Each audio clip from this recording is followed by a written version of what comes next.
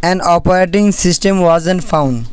Try disconnecting any drives that don't contain an operating system.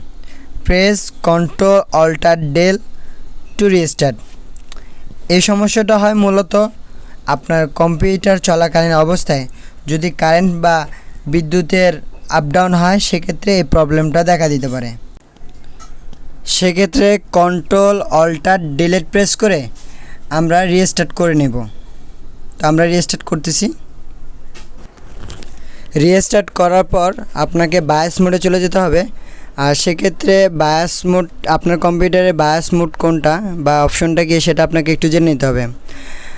Bias মোডের অপশনগুলো থাকে উপরে F1 F2 F3 এই অপশনগুলোর মধ্যে থাকে। আমার কম্পিউটারে বায়াস মোড হলো F2। তো F2 ক্লিক করলে এরকম একটি বায়াস মোড চলে আসবে। আপনারা এখন বায়াস অপশনে চলে যাবেন। এখানে নিচে আপনারা দেখবেন বুট অপশন নামে একটি অপশন আছে, বুট অপশন 1। জাস্ট এখানে চলে যাবেন।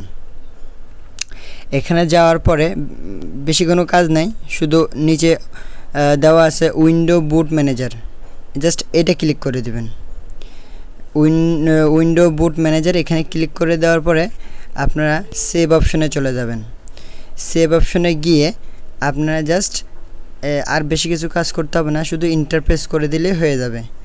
এখানে জাস্ট ইন্টারপ্রেস করে দিবেন, এরপর জাস্ট ওকে করে দিবেন। ওকে করে দিলেই আপনাদের কাজ শেষ, আপনাদের পিসি রিস্টার্ট হওয়া শুরু হবে। আমরা একটু ওয়েট করতেছি। এখন দেখবো আমার পিসিটি রিস্টার্ট হয়ে যাচ্ছে। তো কাজটি খুবই সিম্পল, যারা প্রবলেমে পড়বেন এভাবে এটা সলভ করতে পারবেন। তো দেখতেই পাচ্ছেন আমার কম্পিউটারটি রিস্টার্ট হচ্ছে, একটু সময় নিচ্ছে। ওকে, রিস্টার্ট।